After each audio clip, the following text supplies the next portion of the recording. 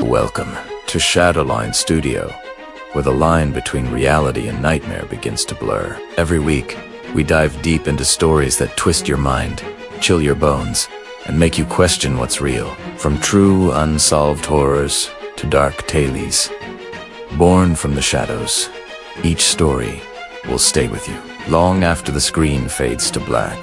If you love the feeling of your heart racing in the dark, you're in the right place. So go ahead, hit that subscribe button, turn on the notification bell, and join the growing community of those who dare to listen after midnight. Because here at Shadowline Studio, once you step into the shadows, there's no turning back. Tonight we're rediving into 3 true stories from quiet neighborhoods where the scariest things shouldn't be a sound like a swarm of bees outside your window. Names are changed. Details are told the way they were told to me. Story 1, return to home. I moved back to my parents' house for a few months to save money. They live in a dead-end cul-de-sac with trimmed lawns, 3 mailboxes clustered on a post, and the same old maple trees that turn orange every October. It's the kind of street where you know which garage door squeals and who doesn't.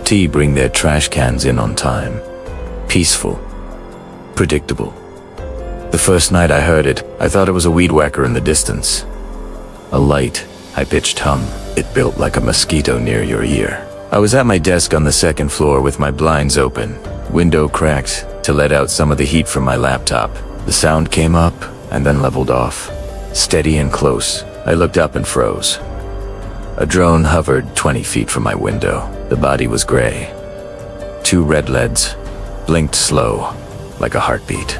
The camera on the belly tilted up, as if it were curious. It didn't drift. It just stayed there in the dark blue of 9 p.m. The blades turning that thin air into a noise that made my stomach feel hollow. I didn't move. That felt stupid even then. I just watched it watch me.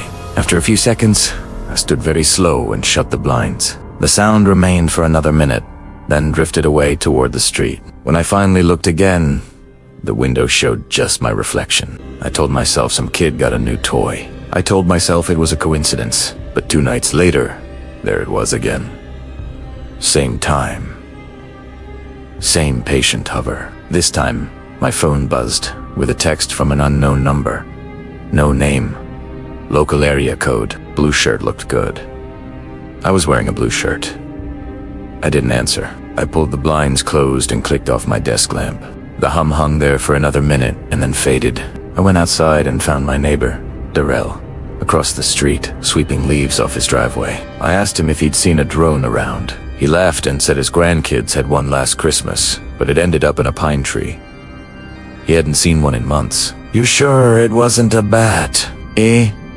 Hyuk. After that, I shut my blinds at sunset. I started working in the living room. It didn't matter. The drone learned my schedule. It moved with me. I'd go downstairs to get water and hear it rise somewhere over the backyard. I'd go sit on the front porch and feel it angle around the maple like it was hiding. That sound thin and electric. One night, I snapped. I grabbed a flashlight and my phone and went outside. Heart pounding, cheeks hot with that mix of fear and anger that feels like a fever. The drone pulsed out from behind the tree line and hovered above our driveway. The camera dipped and tilted. I shined the flashlight at it. The beam cut across the blades and made a strobe of silver. It wobbled, lifted, and slid back. Get lost, I said, like it was a person. It didn't answer. My phone buzzed. Lights don't help. The text read, you blink. I went inside and told my parents. My dad opened the local police website and submitted a report. We were careful what we wrote. We said an unknown drone was repeatedly hovering outside my window at night. We used words like unwanted and privacy. The non-emergency line called the next afternoon and told us that unless the operator was trespassing on our property or causing danger, there wasn't much to do. If you can identify the pilot, we can talk to them, the officer said. But a lot of people fly now. It's popular. And that was another journey into the shadows. If you felt that chill run down your spine, don't let it fade just yet. There are countless more stories waiting for you in the dark corners of Shadowline Studio. Make sure to like this video, subscribe, and turn on the notification bell so you never miss what lurks behind the next story. Share this video with someone who thinks they're brave enough to watch alone. And remember, the shadows are always closer than you think. Until next time, keep your lights dim and your mind open. Because here at Shadowline Studio, the darkness is only the beginning.